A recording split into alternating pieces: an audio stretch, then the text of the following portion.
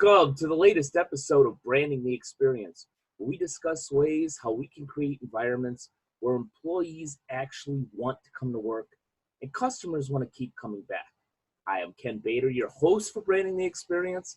I'm also your organizational culture and world-class service standards expert, here with our latest episode, What Are You Laughing At? Now, that's a direct quote from a server at a restaurant I visited last week, a server that wasn't even serving us at the time. But as many of you know, from time to time, I like to use some of my consumer experiences as an example of what to do or what not to do when it comes to branding the experience at your unique business. And just a very, very quick backstory on this particular restaurant visit. I was taking my parents out to dinner when I went out and visited them. There was a new restaurant in town. I says, well, we haven't gone there. You haven't gone there before. Let's try it out. Let's go there. And we talk about not just service, but creating an experience. And granted, the place was nice. I mean, it was clean, everything. Certainly looked okay. We got there when it had first opened that day. We sat down and, immediately my father asked for a couple of different beverages. Neither one the restaurant had, but, so be it. Sometimes you don't always have what you want. He ended up drinking water instead, which is fine. And then looking at the menu, I asked the server, well, what is your soup of the day? Because on that menu, it said very clearly, soup of the day. Generally, what that means at restaurants is that the chef has to plan for a soup every day. Many times, that's kind of a basic signature soup that they have most days, like a tomato bisque or a chicken noodle or something like that. And then when chef gets creative or has certain ingredients, he or she will switch it up and you'll have a different soup of the day. But the response that I got back was, we have no soup today. And, kind of in my smart ass way, I will admit, this says right here, soup of the day. How come we don't have one? And she says, well, I don't know. We just don't have one. I could bring you an empty bowl and charge you the $5, but I don't think you'll like that. I don't know if that was her attempt at being funny or trying to combat my smart assedness. Would have been probably better to just simply say, I'm sorry, for some reason we don't have soup. You're right, it is on the menu.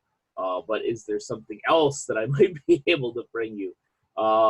Anyhow, so we ordered. The food was good, not great, certainly not a value for what we paid. I would say that we got a little bit less in terms of the amount of food that I would expect for what we paid or what I paid for each entree.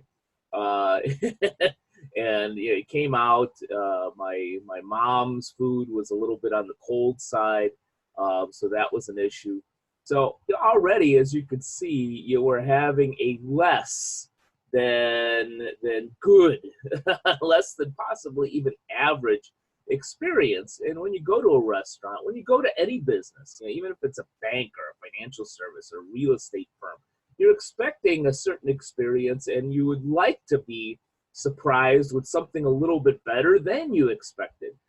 So when you go in and you get an experience that is just off the mark and continues to be off the mark, that is a big issue.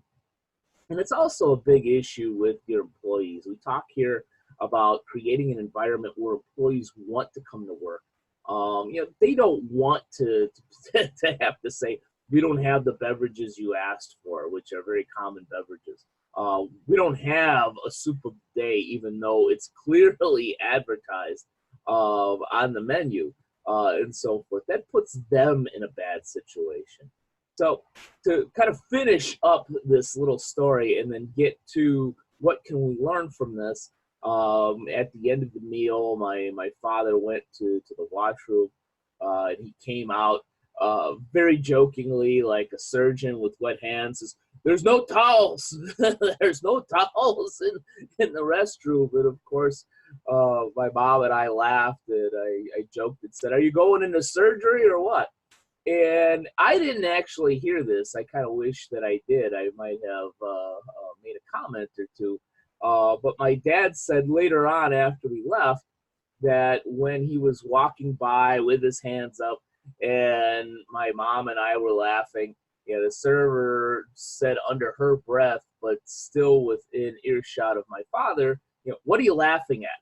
It was clear to him that she had taken offense to the joking that we did on the soup of the day and lack of beverages and a overpriced mini meal that we got, and we left. And now, of course, in their particular area where they live, every friend, every person that we see, we joked about that particular restaurant, not in a flattering way to them, and said, "Hey, have you gone to the new place yet? Don't unless you want to pay $12 for a small appetizer or something like that." So now they've got a word of mouth marketing that isn't marketing at all. It's going against them. So what can we learn? I know it's a new restaurant. I deal with this not only with restaurants, but new hair salons, new branches of financial institutions. And it seems like we want to fall back on the excuse of, well, we just opened. We're new. Well, the fact is that the consumer doesn't care that you've been open 24 hours, 24 days, 24 months, or 24 years. They're paying good money. They want to have an experience. And obviously we didn't. Now, our mannerisms, maybe we had fun at their expense. Maybe, and I would argue that we created our own fun experience because the restaurant wasn't necessarily offering something that was a meets expectations experience. So we had our own fun and certainly joked about a few things over there. But instead of getting upset and saying, "What are you laughing at?" And I kind of appreciate that from a culture standpoint. I may even touch on this in Cool Culture Corner, that, if you really do have a team, you don't want to have people that are, seem to be insulting.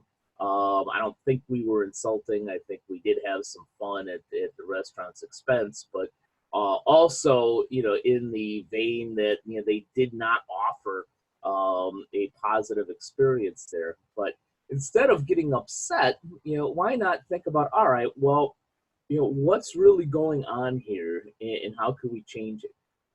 Maybe go get the manager, get somebody in charge and say, these people are truly not happy. Frankly, that could have been turned around up until the point that we paid the bill and left. Because certainly they could have come by and said, it seems like you weren't happy with your meal. What can we do to make it right? Maybe they give us a dessert. Maybe they take, since my mom's food was cold, maybe take that off the bill. Maybe a coupon, something to give us a positive feeling walking out.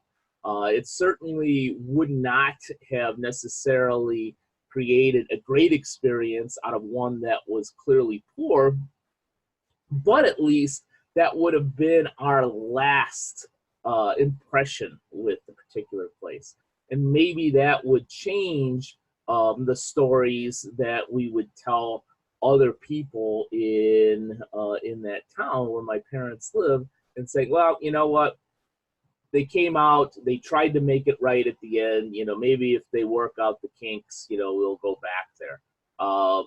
So we need to think about strategically. I talk about brand culture strategy all the time.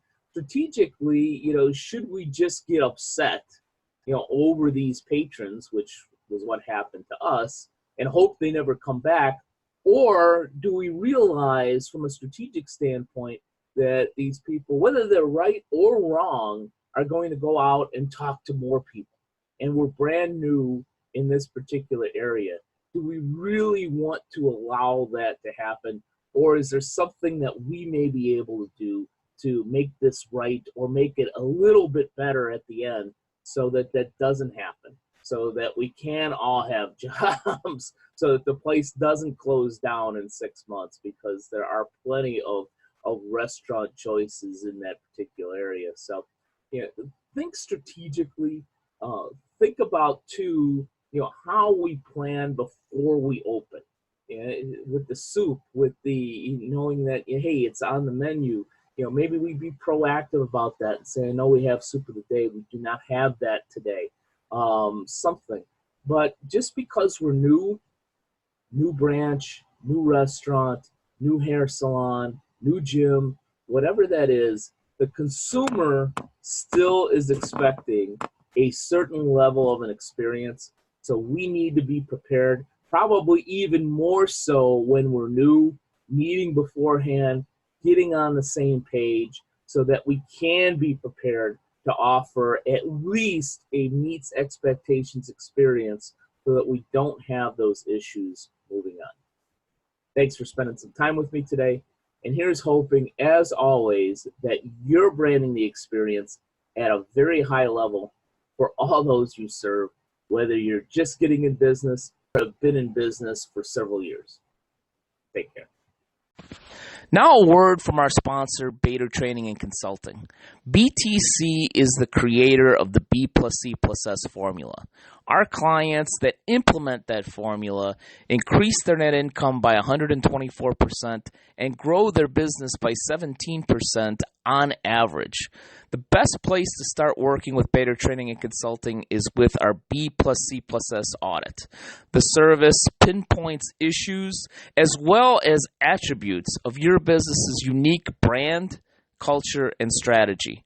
Learn more or sign up for a B plus C plus S audit at www.btcinc.net/BCS-audit.